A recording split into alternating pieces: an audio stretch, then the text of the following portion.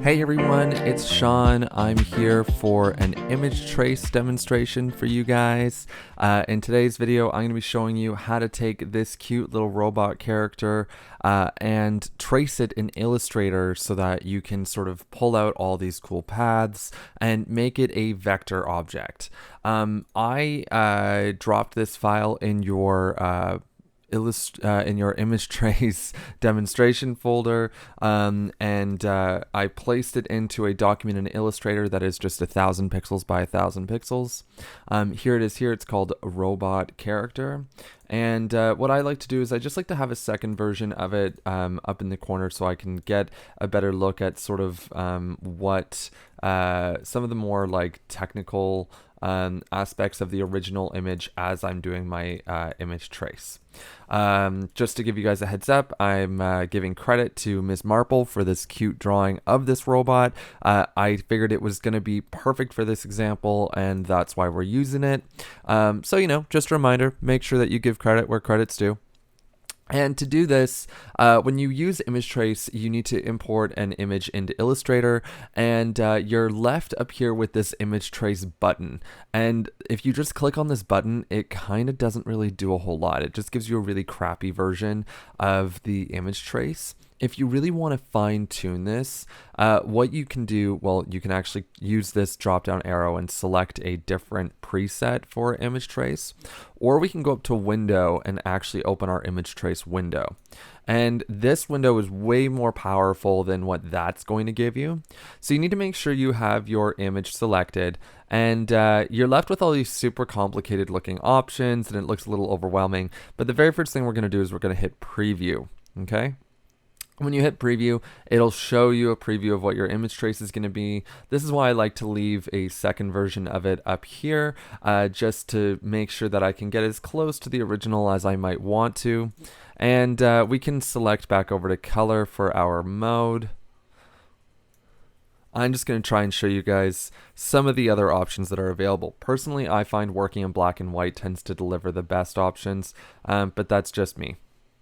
So in color mode, you can see we have an auto color, high color, low color, grayscale, or black and white, or even just an outline. These are sort of the different base models that it gives you to work with. I pretty much suggest working in either low color or black and white. This is just, or maybe even grayscale. You don't want to get too much into like high color or auto color because it's going to kill your computer when it's trying to process all these crazy high color options. So actually what I'm going to do is I'm going to switch it back into grayscale instead of color. And I'm just going to wait for image trace to sort of catch up with me here.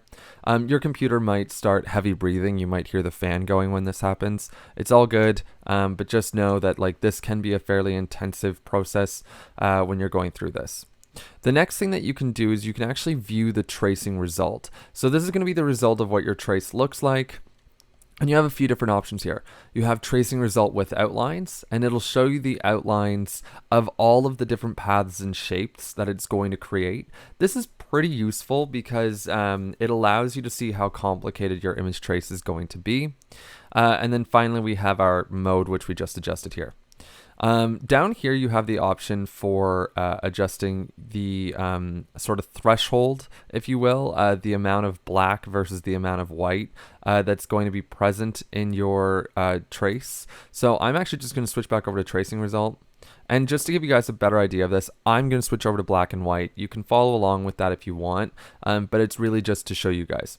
So as I switch down the threshold here, you can see that there is a lot of changes sort of happening. You can see there's way more white sort of taking place and way more black as we move to the right, right? So white is to the left and black is to the right.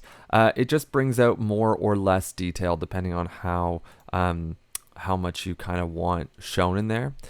You can also control the sort of the variance of paths.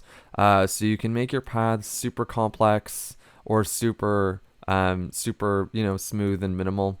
Totally up to you, but you'll notice you'll start to lose some detail and some quality. So you're trying to strike a fine balance between having a super highly detailed technical document, and sort of a super low. You don't really want one or the other of the extremes. You kind of want to hit a nice medium area. Your corners, this is going to show you sort of how much detail is going into the corners of your paths. So just sort of play around in there until you get something that looks about right. For now, I'm okay with what we have there.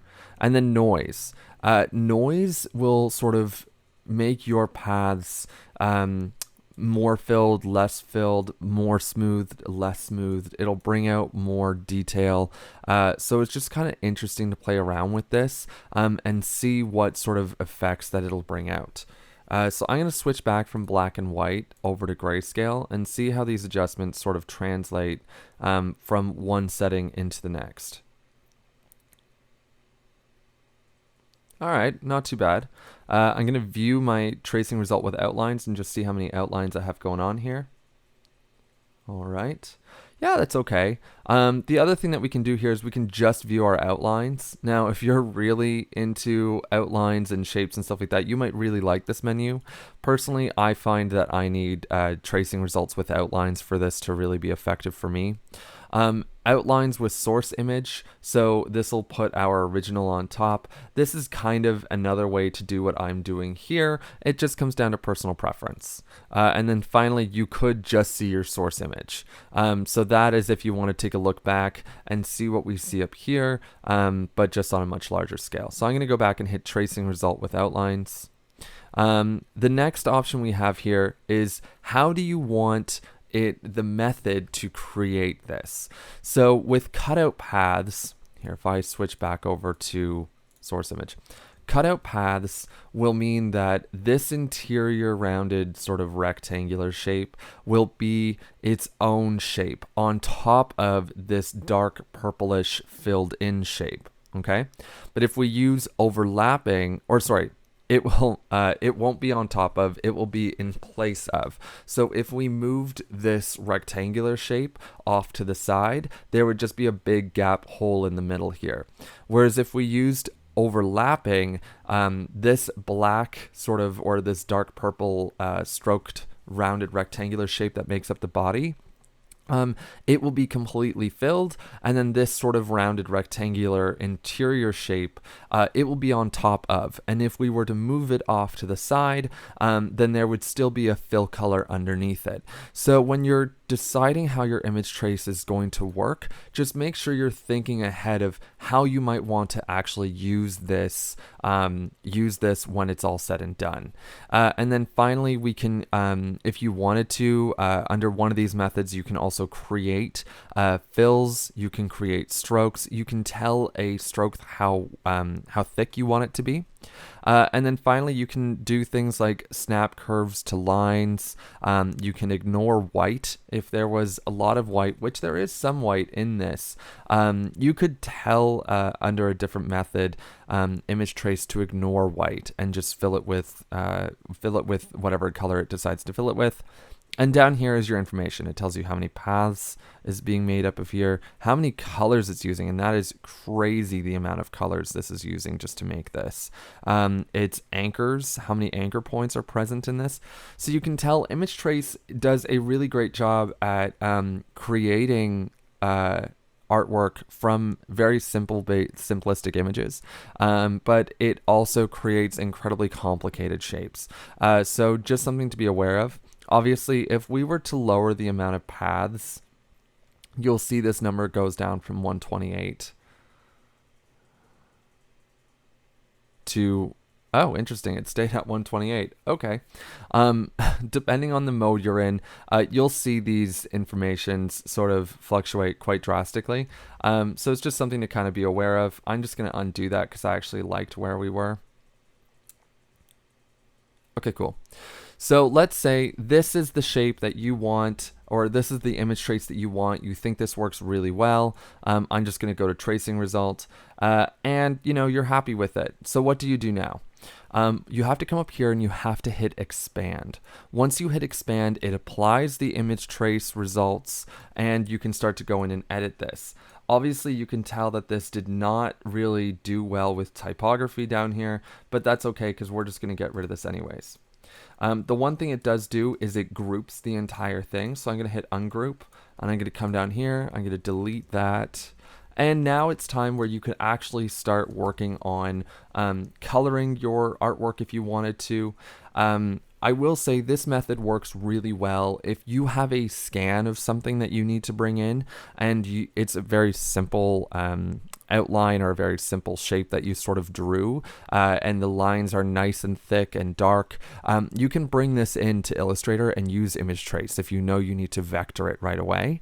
And image trace should do a decent job at trying to create the basic shape of what it is you need. And that's when the create strokes option would come in handy. If you, let's say you have a feather or something like that, you could use create strokes and do all sorts of crazy stuff with it. And then just head up to object and then path outline strokes to make the actual shape. That could be one way you use image trace as well. So this is sort of our quick demonstration on how to take an image like this, bring it in and sort of convert it. We could now get to the point of sort of going in and trying to recolor things like so. I'm just using the direct selection tool. And you could grab onto all of this dark black color. You could change it to that nice purple tone that they had. And sort of get to work on just retoning the whole thing. So I will leave you guys to fiddle around with that. I would highly suggest you try out a couple of different types of images. Bring in some high fidelity photos, see what you can get out of those. Bring in some really simple, maybe pixel art stuff, and see what you guys can sort of muster out from there as well. Just keeping in mind that when you bring in a really large real photograph, you're never going to be able to use image trace to accurately vector something like that. So it's a good tool, but you just want to be careful and wary of sort of the limitations that it does have. And as always, if you're going to be borrowing someone's artwork for stylistic purposes, like I did in this tutorial, just make sure that you give them credit where credit is due, and don't take claim for someone else's work. Anyways, I will catch you guys on the next video, and see you later.